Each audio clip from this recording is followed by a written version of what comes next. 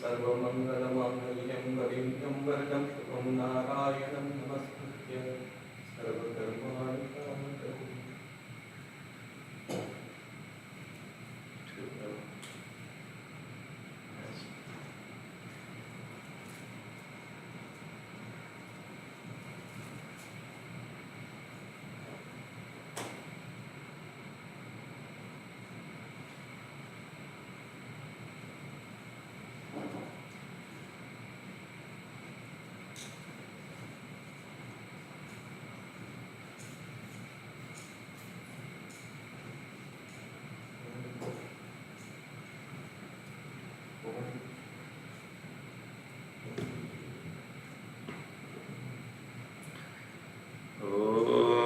निरञ्जनं नित्यम् अनन्तरूपं भक्तानुकम्पाधृतविग्रहं वै ईशावतारं परमेशमीड्यं तं रामकृष्णं शिरसा नमामि। यथाग्निर्दाहिका शक्ति रामकृष्णे स्थिता हिया सर्वविद्यास्वरूपां त्वां शारदां प्रणमाम्यहम्। On this special auspicious occasion of the birthday of Holy Mother, while the puja is in progress, I shall read out some portions from the Gospel of the Holy Mother. This Gospel is a collection of reminiscences of various devotees, both monastic and non-monastic, and it is written in a very informal way, and it gives a deep insight into Mother's life and a simple way of teaching in the various situations and contexts. So as I read through, you can try to remember some of those teachings that might be relevant to your own spiritual practices. But I hope all of you have read or will read this beautiful book, The Gospel of Holy Mother Sarada Devi. We'll start with a reminiscences from a devotee, anonymous, his name is not given. The Holy Mother was living in Kothar, Orissa. My second brother, who was staying at Sashi Niketan in Puri, wrote to one of his friends in our native village, "The Holy Mother is now living in Kothar, you may go there and pay your respects." Till that time, I had only a vague idea regarding the Holy Mother and Sri Ramakrishna. I had not read any book on them, nor did I know anything in particular about them. Nonetheless, I had felt a yearning to see her ever since I heard about her. After being continuously seized for a few days by such an urge, I left for Kothar. It was almost past midday when I reached the place. But strange to say, my yearning had now waned, and it was not so strong. The devotees were invited for their midday meal, and I accompanied them. The meal over, we seated ourselves in the pala, along with revered Krishna Lal Maharaj and Kedara Baba, later Swami Achalananda. When Ram Babu, the only son of the late Balram Bose, came and told Krishna Lal Maharaj, "The mother has sent for the boy who came from Cuttack. He should go and salute her now." Krishna Lal Maharaj replied, "I have asked him to see the mother in the afternoon." Ram Babu said, "No, that won't do. The mother is waiting for him. Only after the boy meets her will she go for her meal." I accompanied Ram Babu and brought down to the mother. I had no talk with her. The next day I came back home. On my return home, I experienced a similar yearning once again, and so I went to Kothar. After a few days stay there, I went to the Holy Mother one morning and said, Mother, I shall leave for home tomorrow morning. The mother replied, Well, stay here tomorrow and leave for home the next day. I came out of the room. After a while, a monk came to tell me, The mother is going to favor you. Keep yourself ready. Keep yourself ready for it after your bath tomorrow morning. I wondered what the favor might be. I could make nothing of it and kept silent. Early next morning, I made myself ready after my morning bath when Radhu Didi announced, Who is Vaikuntha Babu? The mother has sent for him. I said, My name is Vaikuntha. Am I go to the mother? She nodded and I followed her to meet the Holy Mother. On seeing me, the mother said, Come inside the room. She asked, Will you take the mantra? I replied, If you are pleased, kindly give me. I know nothing about it. The mother said, Well, be seated here. Then she asked, The mantra of which deity would you like to have? I replied, I know nothing about these things. Thereupon the mother said, Well, this mantra will suit you. The mother gave the mantra that very day. It was the 7th lunar day of March of 1317, that's 1911.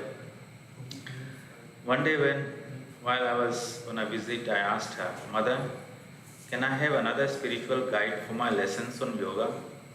In reply, she said, You may have guides for learning various other things, but should have no other person for spiritual guidance.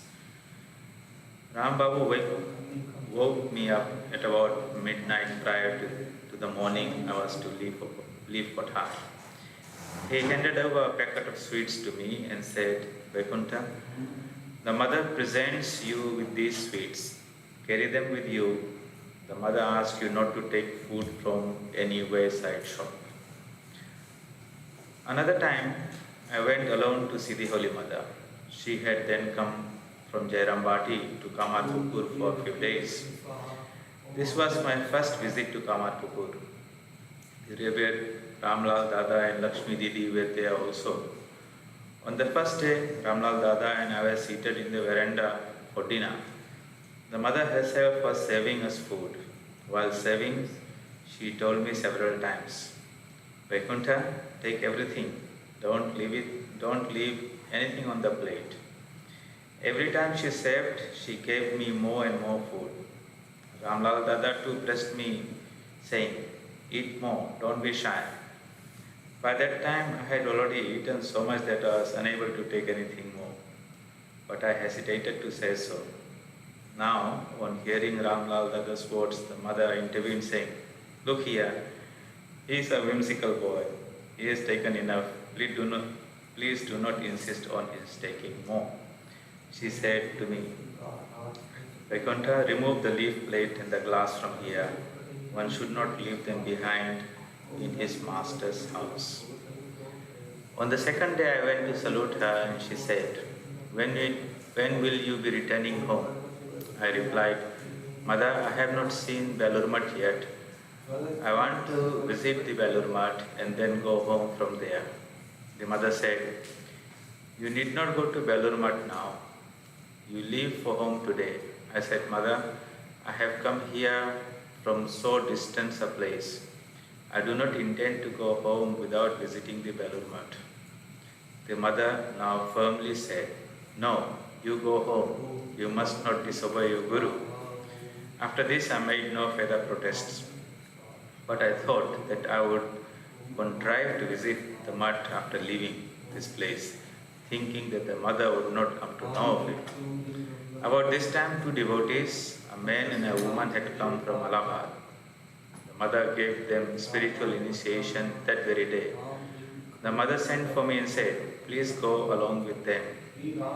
However, I was told that my accompanying them would cause them inconvenience, so I dropped the idea. Mother had come to the main entrance to see them off. A little earlier, I had put my money bag in a niche in the parlor. Noticing it, the mother had kept it in the living room. Subsequently, she inquired of me through Lakshmi Didi, where has Vaikuntha kept his money bag? I looked for the bag in the parlor but could not find it. Lakshmi Devi reported everything to the mother. The mother called me and said, "How can you afford to be so careless? He who does not have even this much alertness, how will he look after his household? Your money bag is with me. Well, why did you not go with that party?" When I explained, she was evidently displeased with them. I assured the mother, saying, "Why are you so anxious on that account? I shall fix up a person to accompany me and leave tomorrow." On hearing this, the mother moved towards her room. That afternoon, she called me to the inner courtyard. She said, "Read out these letters. Let me hear what news they are bringing." I read them out. I still remember the contents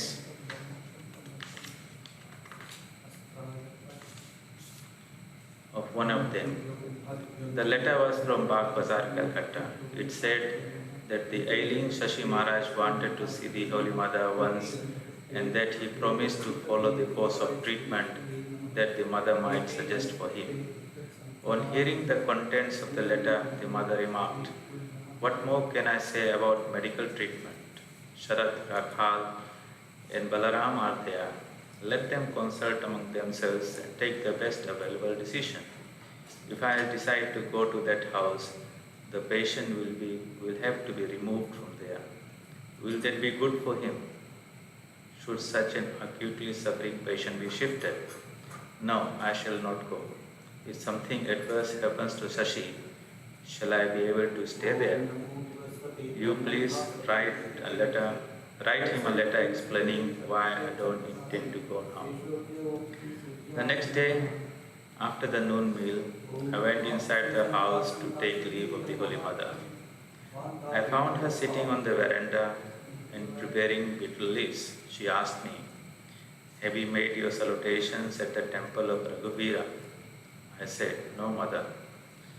Mother, whoever visits this holy place should make some contribution there. Offer some money when you make obeisance to Raghuvira. If you do not have money, take some from me." Disciple, "No, Mother, I have money." I went to the temple of Raghuvira to make my obeisance. On my return, as I saluted the Holy Mother, she suddenly exclaimed, "Vaikuntha, take my name." But the very next moment, she added, "Call upon the Master. Calling on the Master will alone save everything." Lakshmi Didi, who was standing nearby, intervened, saying, "Mother, what is this? This is quite improper. What will your children do if you confuse them in this way?" Mother, "Well, what have I done?" Lakshmi Didi, "Mother, you said a moment earlier, 'Call on me,' and now you are saying, 'Call on the Master.'" Mother, "Everything is achieved when one calls on the Master." Lakshmi Didi came forward and said, "Mother, it is not proper for you to bewilder your children."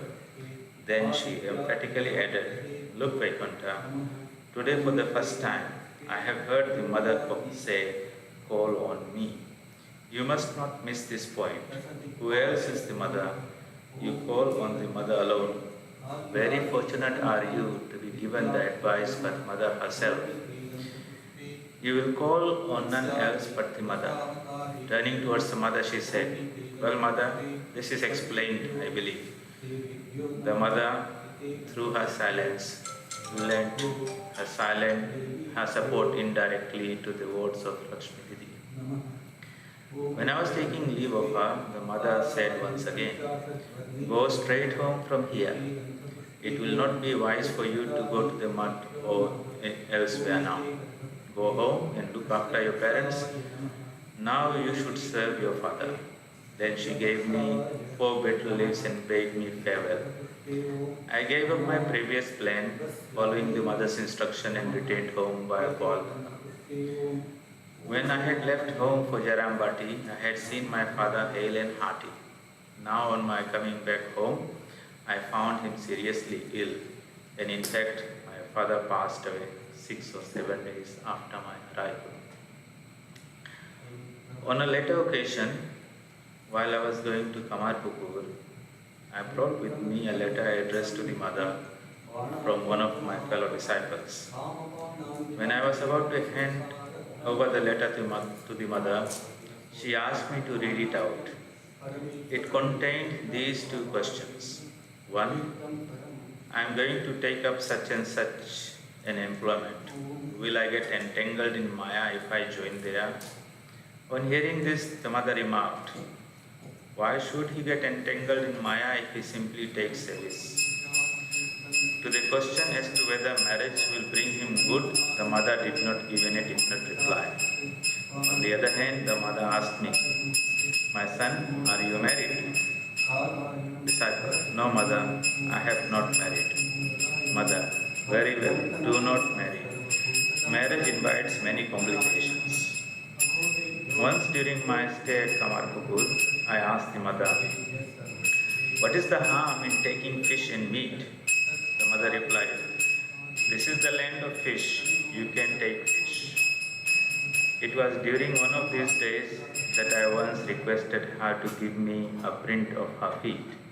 The mother replied, this cannot be done here now. Everybody here does not look upon me the way you do. Some members of the Laha Babu's family frequently visit this place. If I give you my footprint, the red paint will linger on my feet and I shall have to hide myself from them. Another time, I had gone to Jairambati in the company of a few fellow disciples from my native district. On arriving there, it occurred to me several times, I have come here from such a distant place. I have not achieved anything worth mentioning till now. I would consider myself blessed if I could serve the mother. One day, my fellow disciples went to Kamarpukur while I stayed back. In the afternoon, I went to see the mother. She was sitting on the porch of a new house in front of the kitchen stove. When the mother saw me, she said, my child, bring the pitcher of wheat flour from the stove. I did as directed. She took out some quantity of flour, mixed it with water, and asked me to knead the dough. I finished the work and shortly after came back to the parlor. I went to her again in the evening when she was resting on the portico in front of her living room. There I sat quietly for some time. After a while, the mother said, Vaikuntha, my son, please stroke my legs a little. While I was doing so, the mother said, why have my sons not returned from Kamarpukur yet? Have they taken the wrong road? Saying this, she became quite anxious and sent for Brahmachari Gyan. When Gyan came, she said, Gyan, see why they are so late in returning from Kamarpukur. Brahmachari Gyan walked quite some distance to trace the whereabouts and finally met them. They had indeed taken a wrong path. Had Brahmachari Gyan not gone to look for them, they would have taken much longer to reach Jairambati. At night, we slept on the portico of the mother's main house. In the early morning, at about 4 a.m., we woke up. One of us said, if only we could see mother at this auspicious juncture of night and day, and then began singing, O gracious mother, get up and open the door, etc. As soon as the song was over, we were surprised to see the mother opening the door and standing in front of it. At this sudden and unexpected appearance of the mother, we were extremely happy. All of us saluted her in turn. Then she went inside and locked the door. On another occasion, during the worship of Vasanti, A few of us went to Jarambati. Finding white lotuses in a pond on our way, we collected some of them. As we were preparing ourselves to offer those white lotuses at the feet of the Holy Mother, she sent word saying, "White flowers cannot be used for the worship of the goddess." On hearing this, we procured some red lotuses and joyfully offered them at her feet. One day, I heard her say to someone in the course of a conversation, "Don't tease me much, for if I admonish you, losing my temper, no one will give you any protection." On that occasion, I asked, "Mother, the government is putting young men behind the bars these days. What do you think will be the outcome?" "Yes, this is very improper," the mother replied. "However, a solution will soon be found. You will not have to wait for long. Certainly, it will bring good ultimately." One day I told her, "Mother, kindly do something for me." To this she replied, "There is Sarat, Rakhal and others. Why do you worry?" Then I said, "Mother, I greatly desire to live in the mud for some days." But the mother did not give her consent. She said, "You need not go to the mud now. Live in your own home." This time the Holy Mother kindly initiated Kishore Mukhopadhyay of our native village.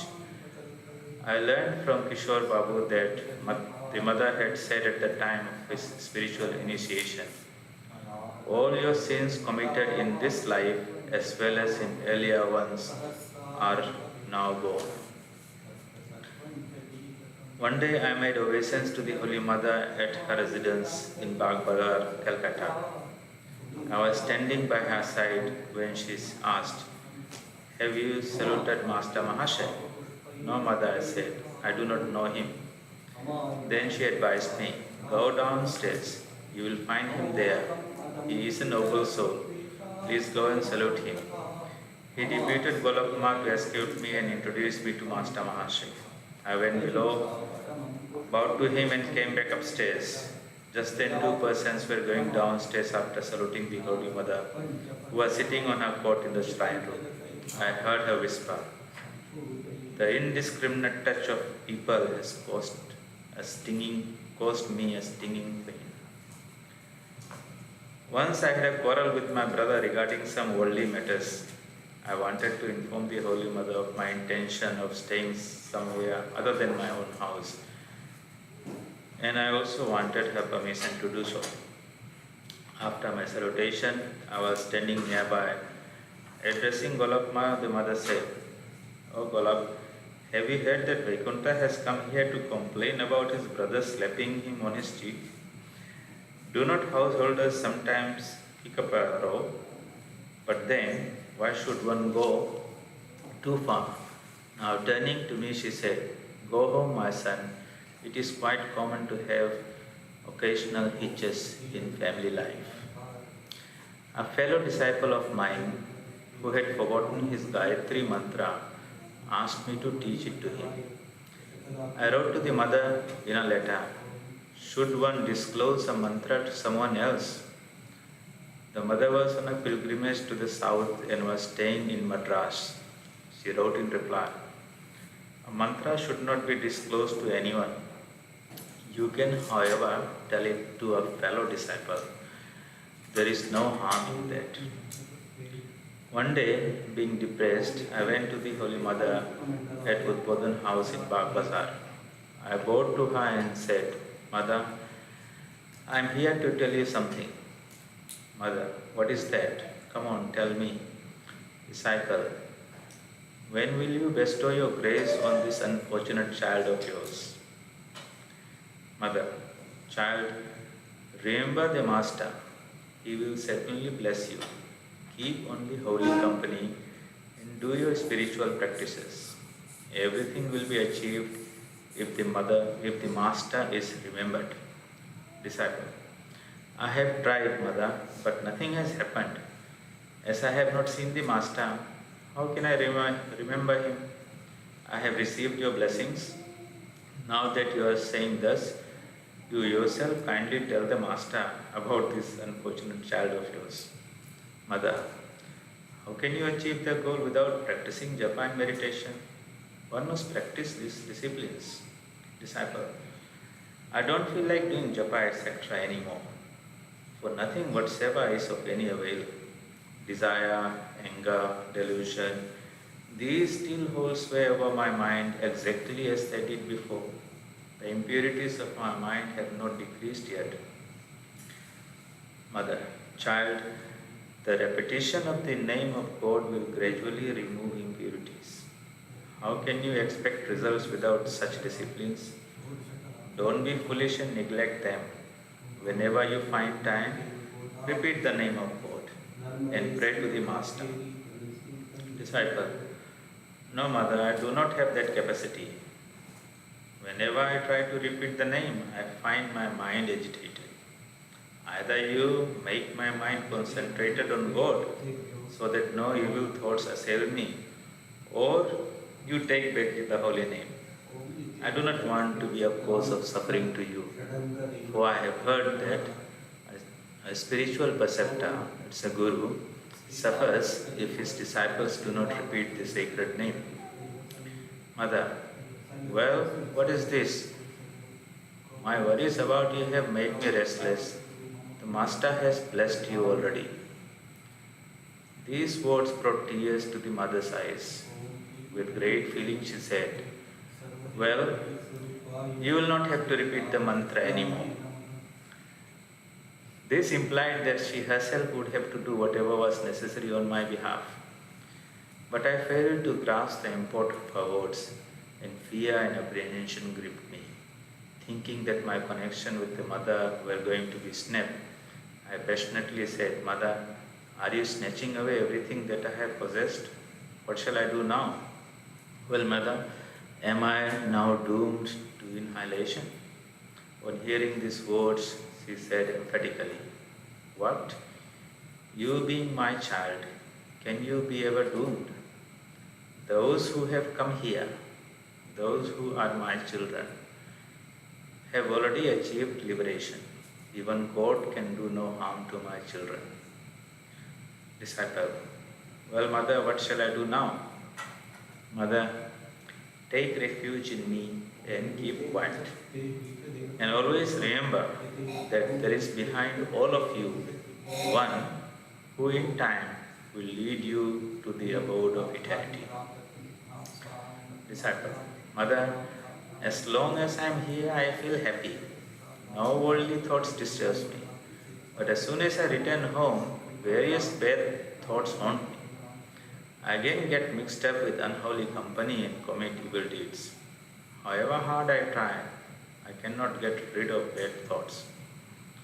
Mother, all this is owing to the impressions or samskaras gathered in your previous births.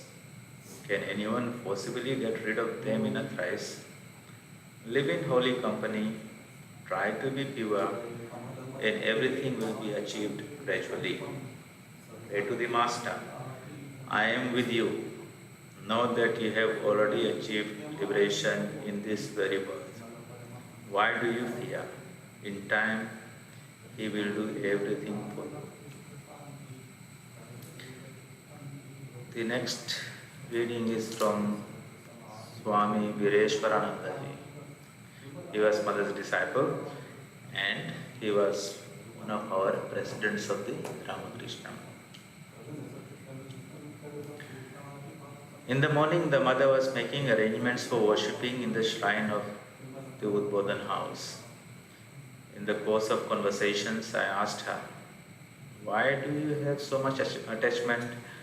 Day and night you talk of nothing but Radhu, just like people terribly entangled in the world.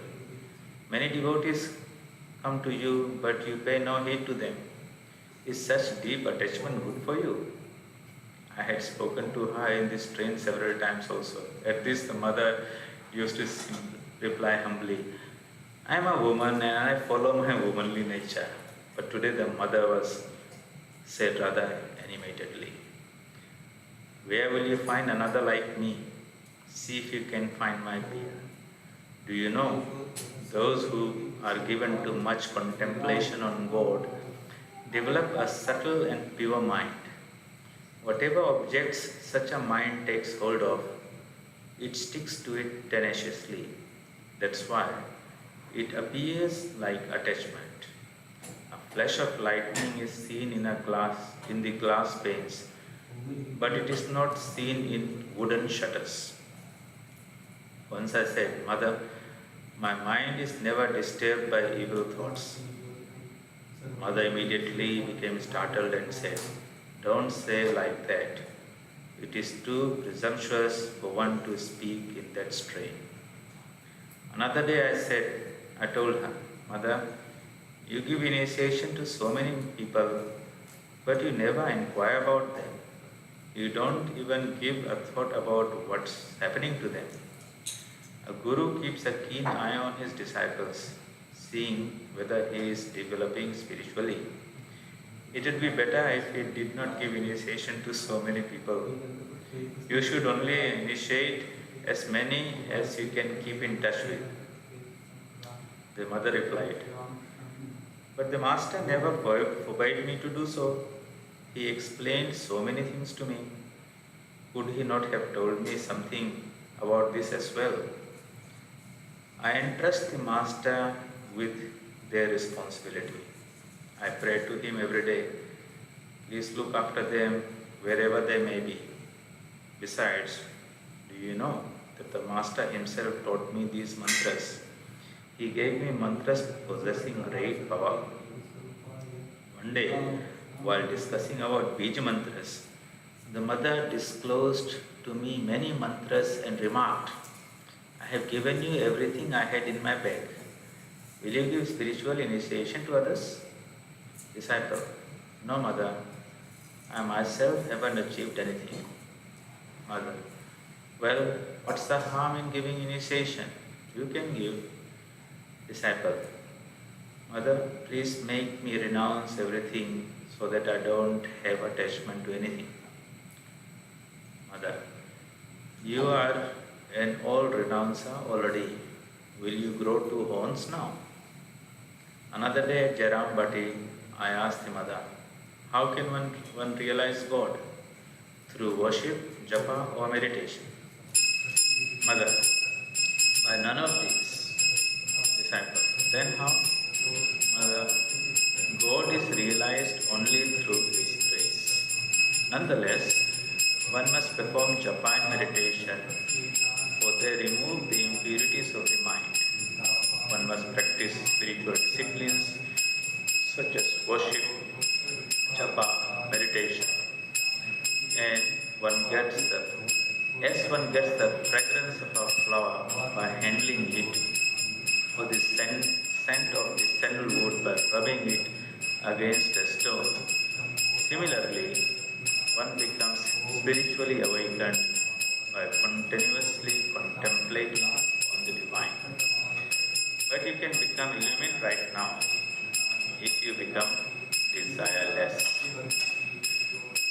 One day at Jaram Bhatti, after my meal, I was about to remove the used plates when the mother prevented me catching hold of my hand and taking the plate herself.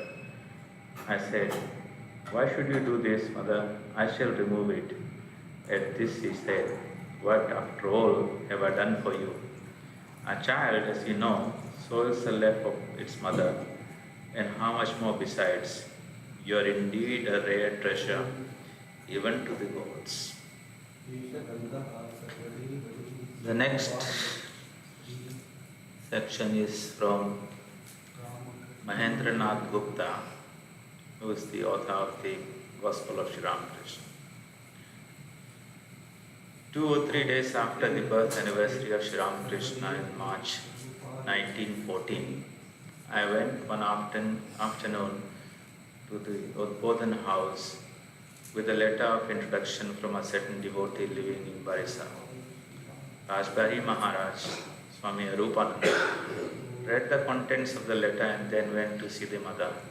On returning, he conveyed to me the following message from her.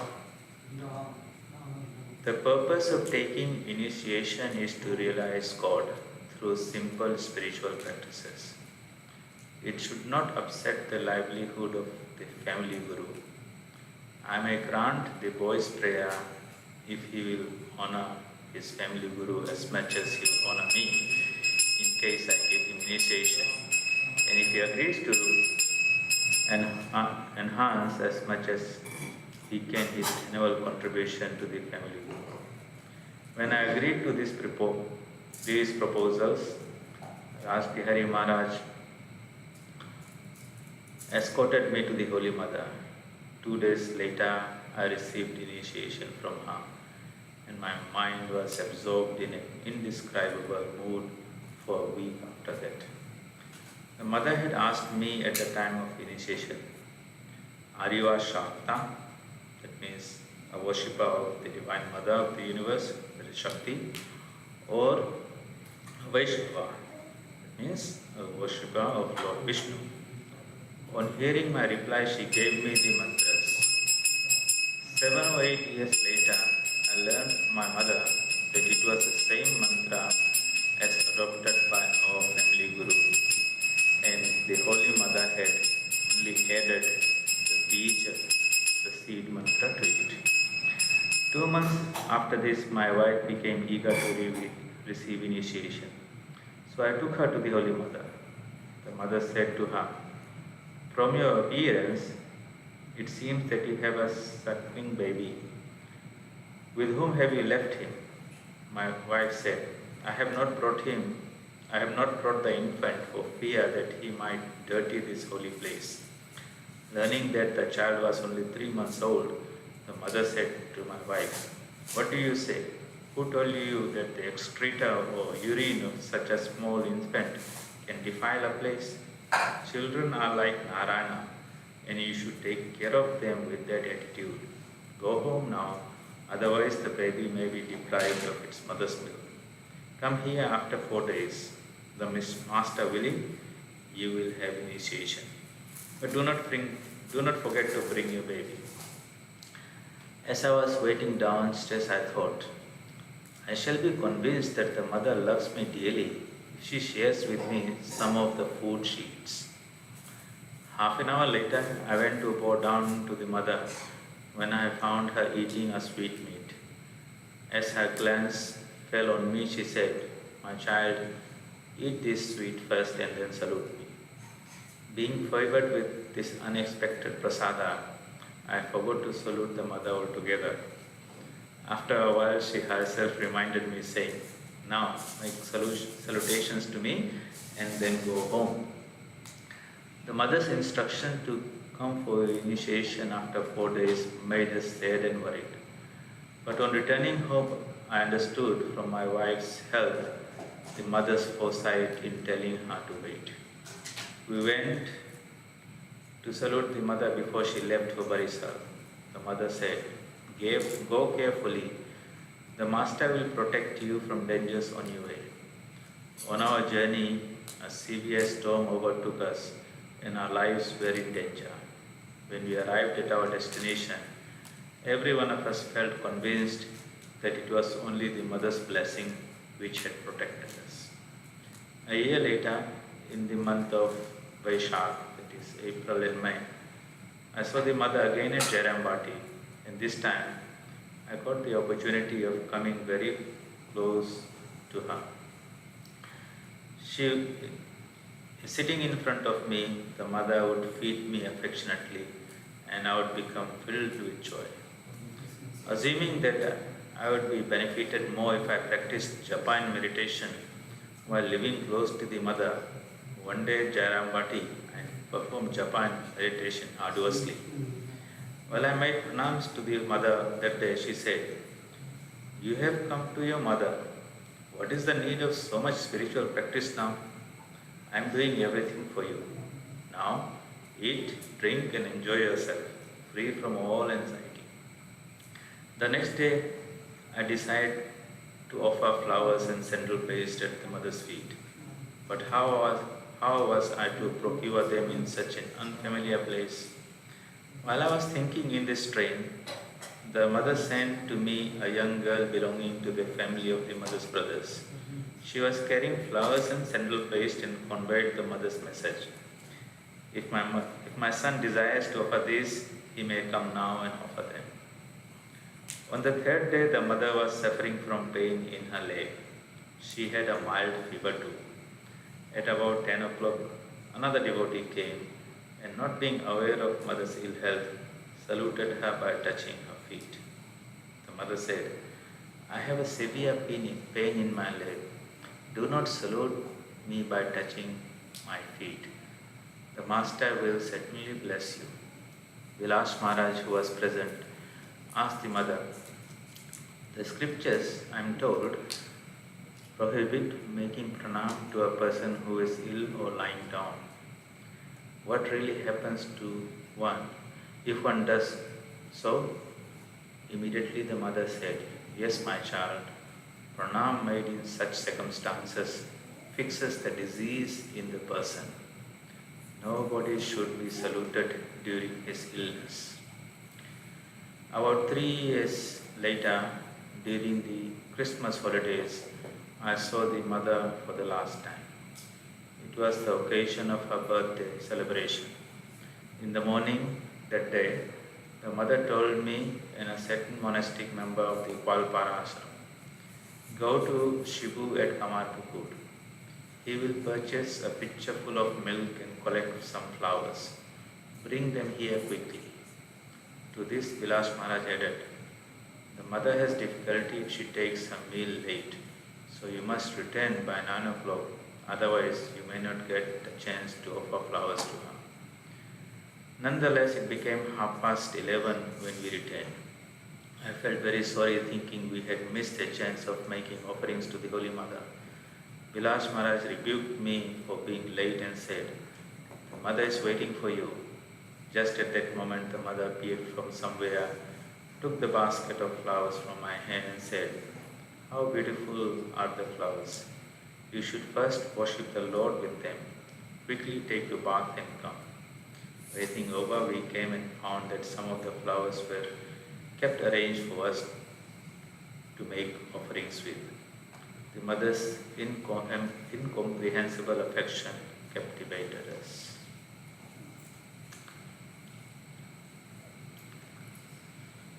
The next one is from devotee Hindu Bhushan Sen Gupta.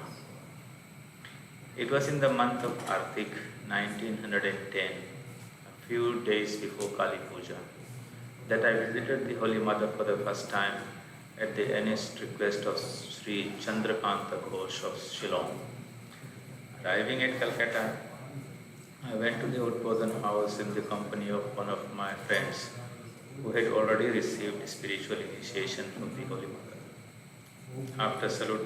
After waiting for a short time, I met the Holy Mother when suddenly my friend requested her to grant me spiritual initiation.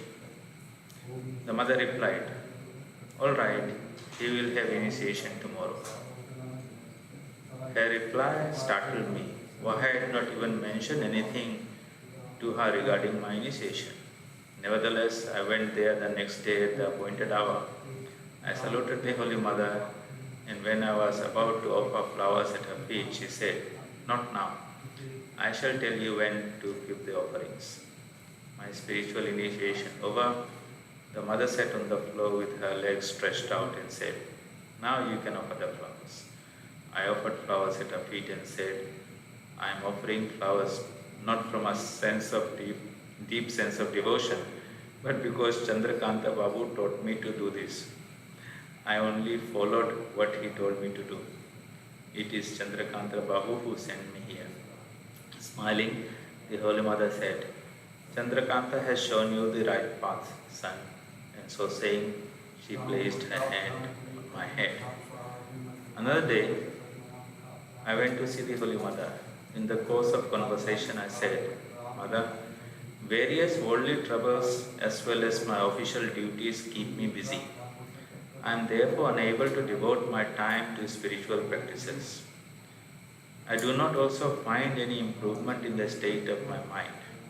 The mother immediately assured me, saying, Whatever may happen to you now, the Master will have to appear at the last moment of your life to receive you.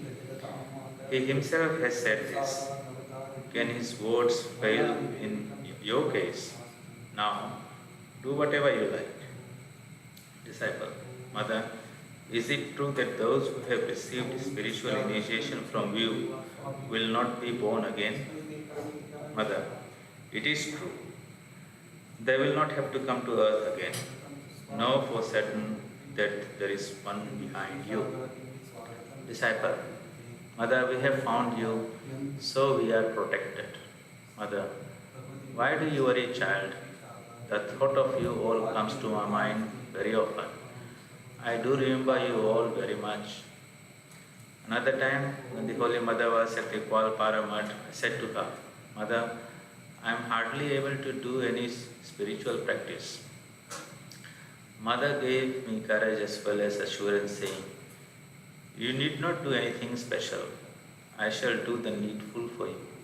Astonished at this, I said, Shall I have to do no spiritual practice? Mother, none. Disciple, will my future progress not depend on my own deed henceforth? Mother, no. What will you do? I shall do whatever is necessary. I was struck dumb by this unrestricted grace of the Holy Mother. The talk next drifted to the pain in her legs. I asked, Mother, I have heard you suffer only when certain persons touch your feet. Mother, yes, son, the touch of some persons makes the body cool, but the touch of some others feels like the sting of a wasp. But I never give expression to this experience. Now I begin to brood whether I belong to the group of wasps.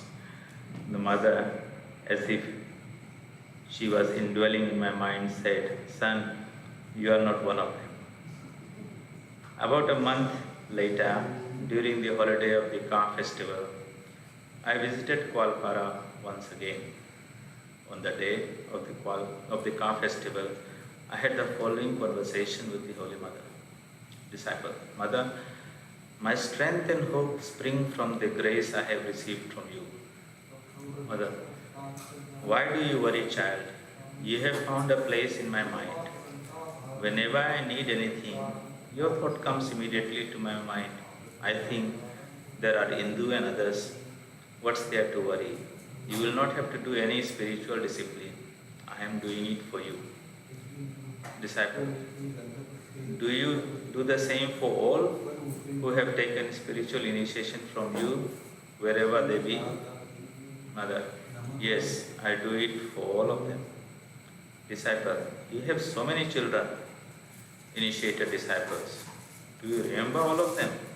Mother, no, I do not remember every one of them. Disciple, then how can you do spiritual practices for? Mother, I tell beads, that means do japa, for all those whose names I can recall. And for those who I cannot recall, I pray to the Master saying, Thakur, I have so many children in various places. I cannot remember the names of all of them. You kindly look after them. Kindly look after their well-being.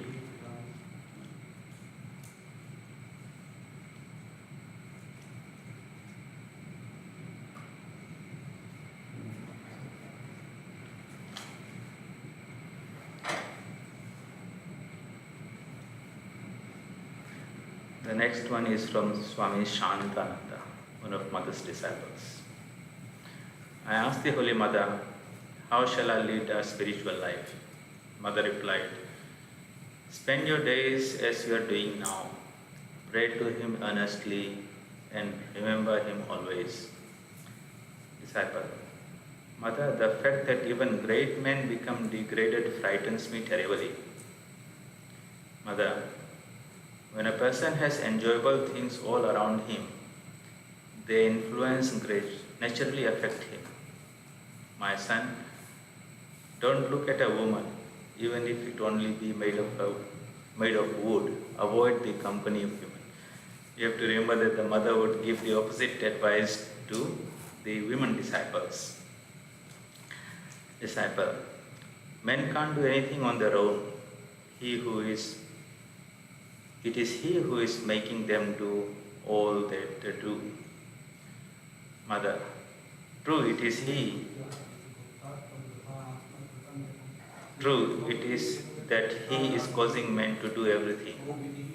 But do they have that understanding?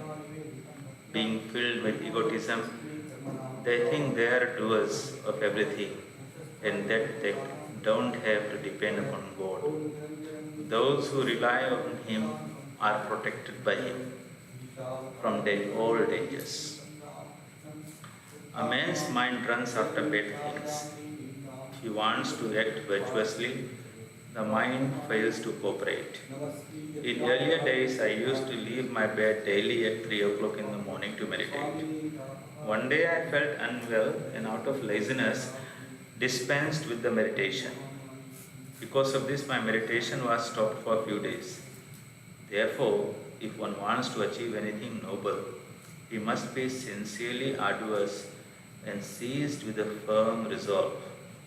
When I used to stay in the Nahabak on moonlit nights, I would look at the reflection of the moon in the still waters of the Ganges and weeping, pray to God. There are stains even on the moon, but let my mind be absolutely stainless. During my stay there, the master forbade even Ramlal to see me, although he was my nephew. Nowadays, I talk with all and come out in the presence of others. You are a Calcutta boy. Had you so desired, you could have married and led a householder's life.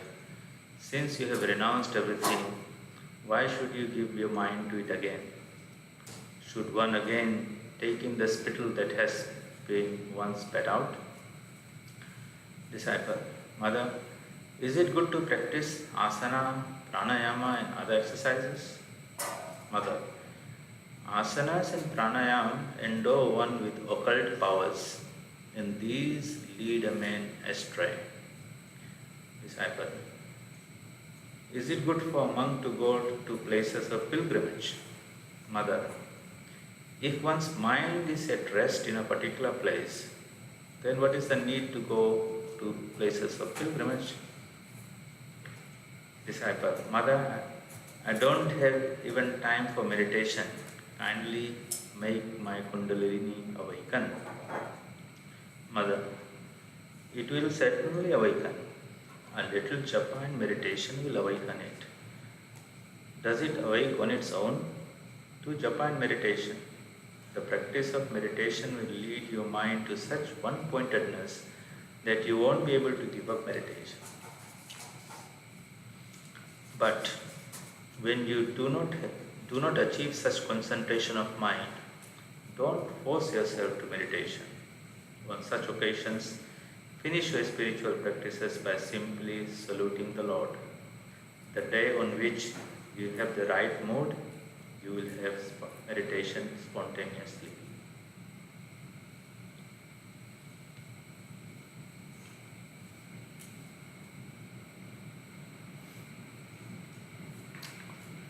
We will finish the reading here. Om Sato Ma Satgamaya Tamaso Ma Jyotirgamaya Mrityorma Mritam Gamaya. Om Shanti Shanti Shanti.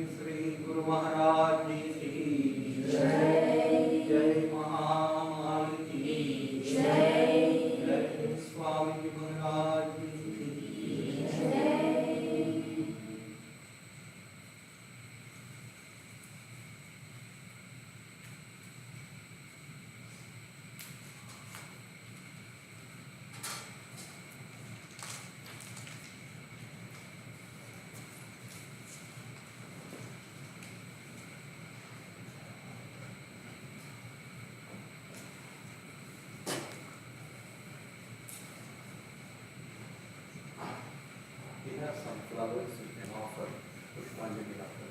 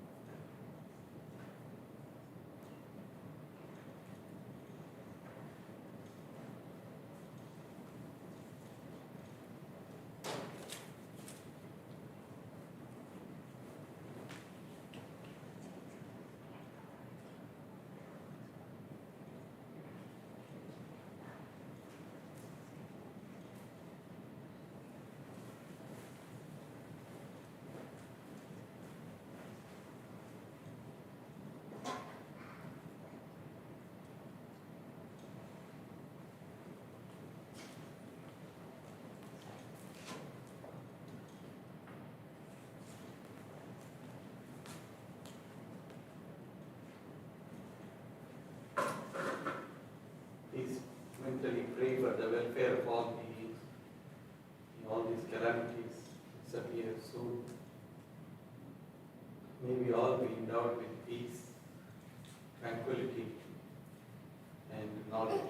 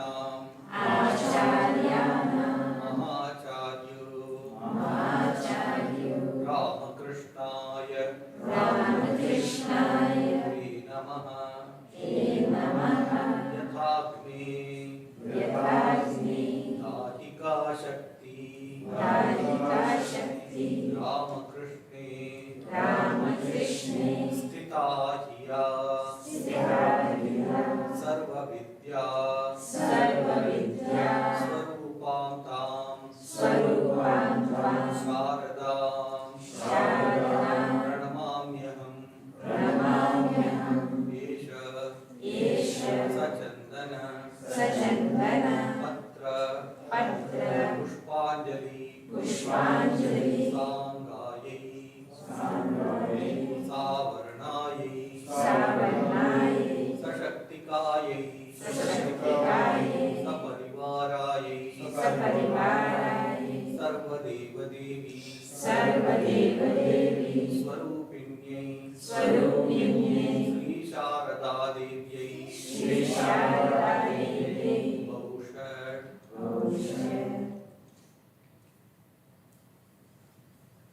Janani Saradam Devi